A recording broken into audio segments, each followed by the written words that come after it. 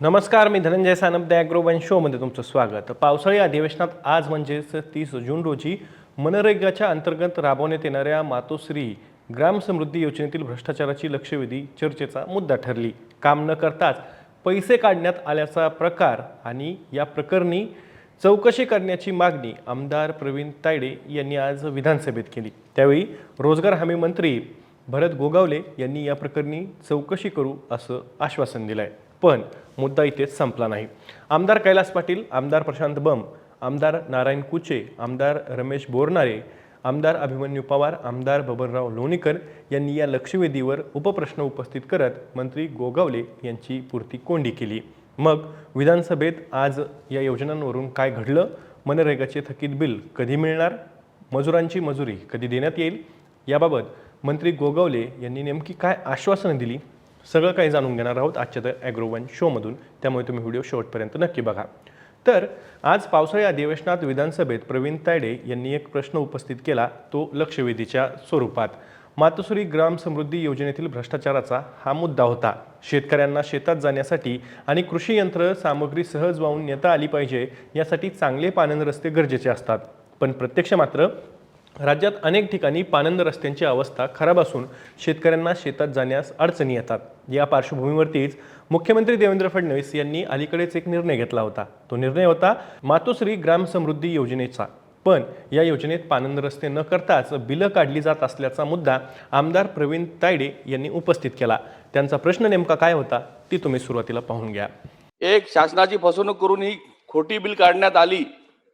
संबंधित जे कोणी कर्मचारी, अधिकारी, कंत्राटदार व रोजगार सेवक प्रत्येक गावातील त्यांची चौकशी लावून कडक कारवाई करणार का? 2. अशा न केलेल्या पांढर रस्त्याचं काम पूर्ण करून शेतकऱ्यांना न्याय देणार का? यावर उत्तर देताना मंत्री गोगावले यांनी सुरुवातीला मात्र भ्रष्टाचार झाल्याचं आढळून आलं नाही असं सांगितलं आणि तायडे यांनी पुन्हा प्रश्न विचारलाच मात्र या प्रकरणी तुम्ही म्हणत असाल तर चौकशी करण्याचं ठरवू किंवा त्या पद्धतीचे आदेश देऊ असं आश्वासन सुद्धा मंत्री गोगावले यांनी यावेळी विधानसभेत दिलं. सुरू असलेल्या पूर्ण झालेल्या 57 कामे अद्याप सुरू झालेली नाहीत. सदर पूर्ण झालेल्या व सुरू असलेल्या कामावर भ्रष्टाचार झाल्याची बाब शासन स्तरावर निदर्शनास आलेली नाही.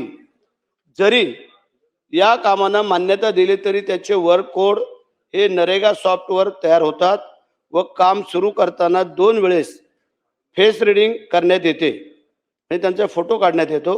त्यानंतर त्या कामाचे मास्टर निघतात. त्यामुळे यामध्ये भ्रष्टाचार होण्याचा संबंध येत नाही. जे आपल्याला असं वाटतंय की बाबा ह्या कामांची कामं न होता बिलं काढलेली आहेत, काही कामं अपूर्ण ठेवून त्यांनी बिलं काढलेली, असं जे आपल्याला वाटतंय, परंतु आपल्याला हे सांगण्याप्रमाणे फेस रीडिंग 2 मिनिटं फेस रीडिंग आणि ते घेतल्याशिवाय पुढचं त्यांची बिलं अदा करण्यात येत नाही. आणि त्यातूनही जर तुम्हाला असं काय जाणवलं असेल, खरं असेल, तर त्याची चौकशी करता येईल. त्याची माहिती आम्ही पूर्ण करून तुम्हाला सभागृहाला योग्य तो न्याय देऊ. यावेळी रोजगार हमी योजनेतून करण्यात येणाऱ्या कुशल आणि अकुशल कामाचे वेळेवर बिल मंजूर करण्यात येत नसल्याचा मुद्दा आमदार प्रशांत बंब यांनी उपस्थित केला.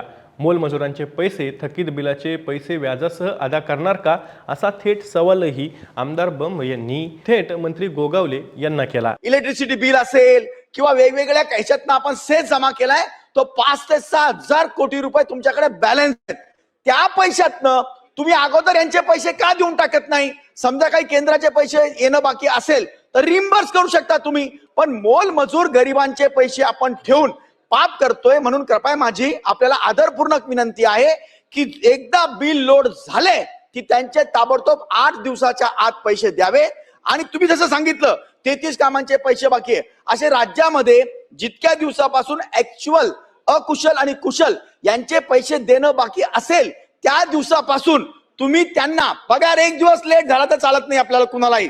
तर म्हणून ते पैसे शिल्लक असतील त्यांच्या मजुरीचे, त्याला व्याजासह तुम्ही पैसे अदा करणार का? यावर दिल्लीला केंद्रीय मंत्र्यांसोबत बैठक झाल्याचं मंत्री गोगावले यांनी सभागृहात सांगितलं.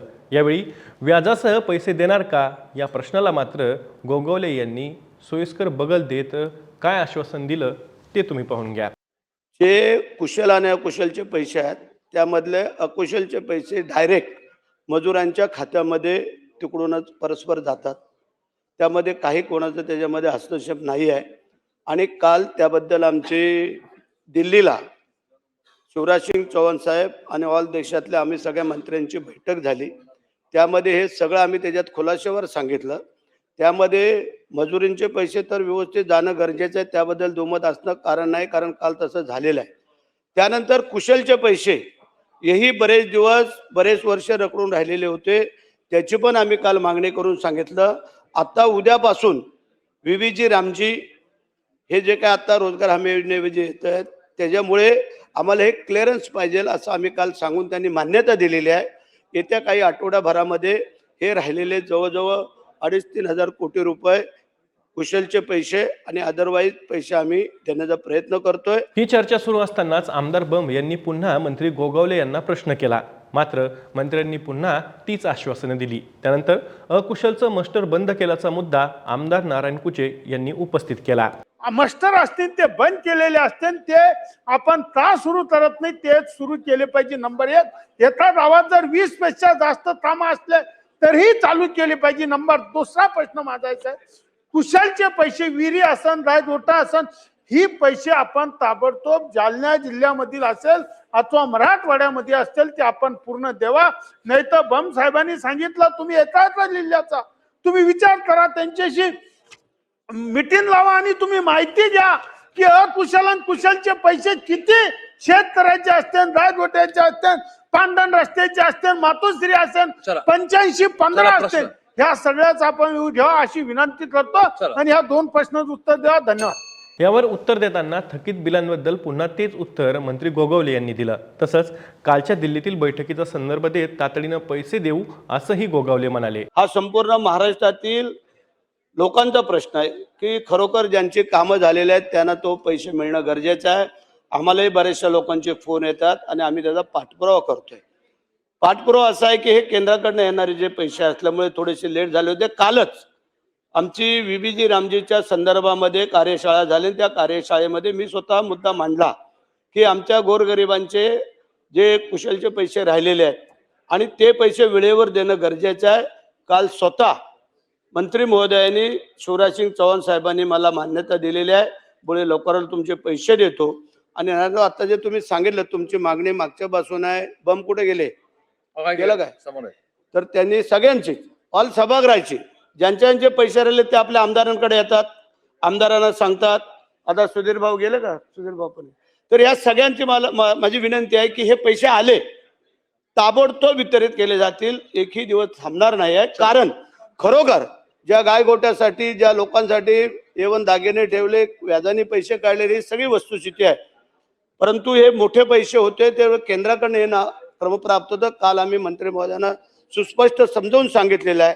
नवीन हे लावताना. आणि दुसरा मुद्दा, जे 20 कामं झाल्यानंतर 21वं काम आपल्याला करता येत नव्हतं, हे बरोबर आहे. कारण हे वरनच बॅन लावलेला असल्यामुळे, परंतु त्यांना तेही आम्ही सांगितलं, तोही काल मुद्दा आम्ही मांडला. कारण आम्ही लोकांनी ती कामं केली, सगळं झालं, तर ते आपल्याला खुलं करून देत आहेत.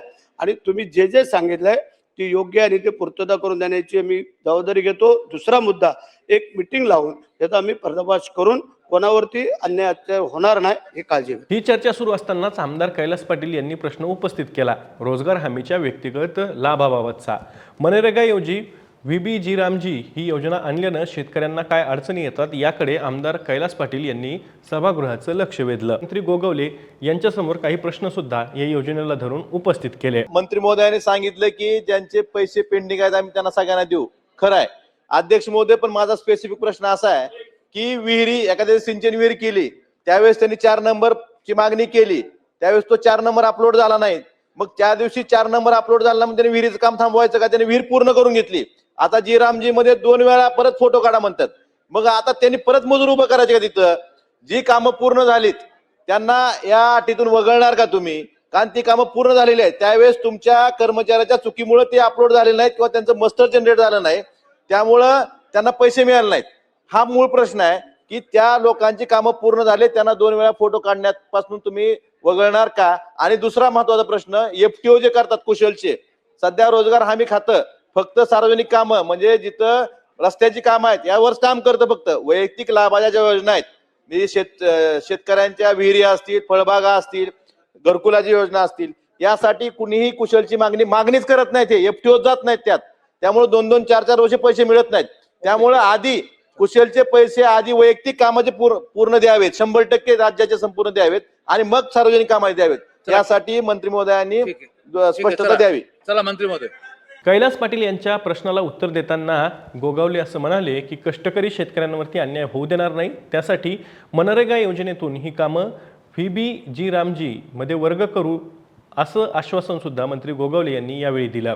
पाटील, आपण सांगितलं ते बरोबर आहे, परंतु आम्ही काल ह्याच्यावरती मी सांगितलं मगाची साधक बाधक चर्चा त्यांच्यावर केलेली आहे आणि ह्या जे का आता VBG रामजीमध्ये 2025च्या या नव्या योजनेमध्ये ही जी मागील कामं आहेत ते आम्ही वर्ग करून घेतोय आणि कोणावरतीही हो ते पण आम्ही कमी करायचं ठरवलेलं आहे. तुमचं म्हणणं बरोबर आहे, कारण आम्हालाही ती कल्पना आहे. चर्चा जशी पुढे चाललेली होती लक्षवेधीवरील, तसाच आमदार रमेश बोरनार यांनी सुद्धा एक प्रश्न उपस्थित केला. त्यांचा प्रश्न होता कुशल कामाचं FTO लोड होत नसल्याचा. 20 कामं सुरू असताना उरलेली कामं रद्द केली जात असल्याचा मुद्दा बोरनारे यांनी सभागृहामध्ये उपस्थित केला. त्याचवेळी विहिरी, गायगोठे हे शेतकऱ्यांचे रद्द होत असून यावर काय करणार असा थेट सवाल त्यांनी मंत्री गोगावले यांना केला. पहिलं या ठिकाणी ज्याचं अकुशल त्या ठिकाणी पूर्ण निघालं तरी सुद्धा कुशल कामाचं FTO लोड होत नाही. त्याचं कारण त्या ठिकाणी खऱ्या अर्थाने सांगण्याची गरज आहे. हा पहिला प्रश्न त्या ठिकाणी कुशल अकुशल पूर्ण निघालं परंतु कुशल कामाचं FTO त्या ठिकाणी लोड होत नाही आणि सांगितलं जातं केंद्र सरकारचे पैसेच नाही. मी या ठिकाणी ही लक्षवेधीच्या निमित्ताने पहिला प्रश्न विचारणार आहे. साहेब, दुसरं एक अध्यक्ष महोदय, एका गावात जर 20 कामं चालू असतील तर उरलेले कामं कम्प्लिटली त्या ठिकाणी आपण रद्द केलेले आहे. माझ्या छत्रपती संभाजीनगर जिल्ह्यामध्ये वैजापूर तालुक्यामध्ये जवळजवळ 2600 विहिरी ज्या मंजूर होत्या त्या पूर्णपणे रद्द झालेल्या आहे. त्या रद्द झालेल्या विहिरी परत तुम्ही त्या ठिकाणी त्याला मंजूर करणार का? हा पुन्हा मंत्री गोगावले यांनी रद्द झालेली कामं पूर्ण करण्यासाठी 20च्या पुढे मर्यादा वाढू या पद्धतीची ग्वाही विधानसभेमध्ये दिली. गोगावले यांनी ग्वाही देताना असंही सांगितलं की याबाबत आम्ही शेतकऱ्यांवरती अन्याय होऊ देणार नाहीत. मत आहोत सगळ्या सभागृहाच्या आणि जी कामं तुमची रद्द झालेली आहेत ती पुन्हा घेण्यात येत आहेत. त्याचं कारण जो काय शासनाने वर्ण नियम केला होता 20 कामं पूर्ण होईपर्यंत दुसरी करू नका, कारण ते अर्धवट राहत आहेत, ती दिसण्यात येत आहेत. म्हणून करता थोडीशी आम्ही त्याच्यावर चर्चा केली होती. परंतु जे आता कामं पूर्ण होत आलेले आहेत त्याच्यावरचा टॅब आहे तो आम्ही हटवतोय आणि 20च्या पुढेही त्याला बांध. काल आम्ही स्वतः अध्यक्ष महोदय आम्ही मंत्री महोदयाशी ही सगळी चर्चा केली. त्यानंतर 2024-25च्या झालेल्या कामाचं मटेरियल लिस्ट ओपन होत नसल्यानं लिस्ट अपलोड होत नसल्याचा गंभीर मुद्दा सुद्धा आमदार अभिमन्यू पवार यांनी विधानसभेमध्ये उपस्थित केला. माझ्या मतदारसंघामध्ये 24-25ची सुद्धा देयकांकित पेंडिंग आहेत. वैयक्तिक लाभाचे आहेत, सार्वजनिक लाभाचे आहेत, अनेक ग्रामपंचायतींनी कामं केली आहेत, काही कॉन्ट्रॅक्टरनी कामं केलेली आहेत. अध्यक्ष महोदय, सिमेंट रस्त्याचे आहेत, गोट्याचे आहेत, अनेक कामं आहेत. ते मटेरियल लिस्टच अपलोड होत नाही. आम्ही खूप प्रयत्न करतोय. मग माझी विनंती आहे मंत्री महोदयांना अशी आहे की जर ते लॉक ओपन केलं थोडं तासाभरासाठी 2 तासासाठी तरी मटेरियल लिस्ट अपलोड होईल आणि बाकीचे मागचे देणे तर क्लिअर होतील. लोक आत्महत्या करायला निघालेत. अध्यक्ष महोदय, खूप सिरियस विषय आहे. 24-25चा विषय आहे. त्यामुळे माझी विनंती असणार आहे मंत्री महोदयांना की मटेरियल लिस्ट अपलोड करून घ्यावी आणि मागची देयक बिल करावी. आणि त्यावर उत्तर देताना मंत्री काय म्हणाले तेही तुम्ही पाहून घ्या. आम्ही जे काय निधी राहिलेला आहे जो काय तुमचा 24-25 असेल त्याच्या अगोदरचा असेल. आता निधी येण्याची आज कालच आम्ही सांगितलं लॉक पण ओपन करतोय, काळजी करू नका. ते पण करतोय आम्ही की जेणेकरून तुम्हाला सुटसुटीत होईल अशा प्रकारे ह्याच्यात आणतोय आणि आम्ही ते संपूर्ण. चर्चा सुरू झालेली होती पानंद रस्त्यांमध्ये होणाऱ्या भ्रष्टाचाराची. म्हणजेच अचलपूर मतदारसंघामध्ये असे प्रकार घडत असल्याचा मुद्दा आमदार प्रवीण तायडे यांनी उपस्थित केला होता. ही चर्चा ज्यावेळेस पुढे आली त्यावेळेस आमदार बबन लोणीकर यांनीही पानंद रस्त्या कामासाठी निधी देण्याची मागणी राज्य सरकारकडे आणि मंत्री गोगावले यांच्याकडे केली. त्यासोबतच शेतकऱ्यांचा प्रश्न सुद्धा त्यांनी उपस्थित केला. विहिरींसाठी रखडलेला निधी मिळत नसल्याचा मुद्दा उपस्थित करत लोणीकर यांनी राज्य सरकार चांगलं काम करत असूनही या पद्धतीचे जे काही रखडलेले निधी आहेत ते लवकरात लवकर द्यावेत अशी मागणी लोणीकर यांनी विधानसभेत केली. त्यावर गोगावले नेमकं काय म्हणाले आणि बबन लोणीकर यांचा नेमका प्रश्न काय होता तेही तुम्ही पाहून घ्या. महाराष्ट्रात काही मतदारसंघात हे कामं सुरू झालेले आहेत. जालना जिल्ह्यात सुद्धा पांदन रस्त्यासाठी निधी उपलब्ध करून देऊन मंत्री महोदयांनी याला निधी उपलब्ध करून द्यावा अशा प्रकारची एक विनंती आहे. नंबर 2, एक पॉइंटेड प्रश्न. शेतकऱ्यांनी विहिरी खोदलेल्या आहेत, बांधकामं केलेले आहेत, विहिरीचे पैसे शेतकऱ्यांचे मिळत नाहीयेत. पांदन रस्ते जुने जे झालेले आहेत 2 वर्ष झाले त्याचे पैसे मिळत नाहीयेत. टप्प्याटप्प्याने जसे पैसे आले तसे दोन्ही आपण दिलेत. मजुरांचे पण दिलेत, कुशलचे पण काही प्रमाणात मिळाले ते दिलेले आहेत. आणि जे आता सांगितलं आपण आयुक्तांनी जे काही आपण त्यांच्याबद्दल तक्रार केली त्याची चौकशी केलेली आहे. आणि जे आयुक्त आहेत ते आता बदली होऊन लातूरकडे गेलेले आहेत. नवीन आयुक्त का 8 दिवस झाले आलेले आहेत. परंतु ज्यांनी जो काय आक्षेप घेतलेला आहे मागच्या वेळेला आपण सांगितलं त्याप्रमाणे जेवढे पैसे आले तसे आम्ही वर्गावरपर्यंत दिलेले आहेत. काही थोड्या प्रमाणात आहेत ते आता आले का देतो. एकूणच काय तर मनरेगाच्या अंतर्गत राज्यातील 3 ते 4 हजार कोटी रुपयांचा निधी विविध कामांचा अडकून पडल्याची माहिती आज एक प्रकारे कबुली रोजगार हमी मंत्री भरत गोगावले यांनी विधानसभेत दिलेली आहे. त्यामुळं शेतकऱ्यांची अर्थातच हा निधी रखडून पडल्यानं कोंडी झालेली आहे.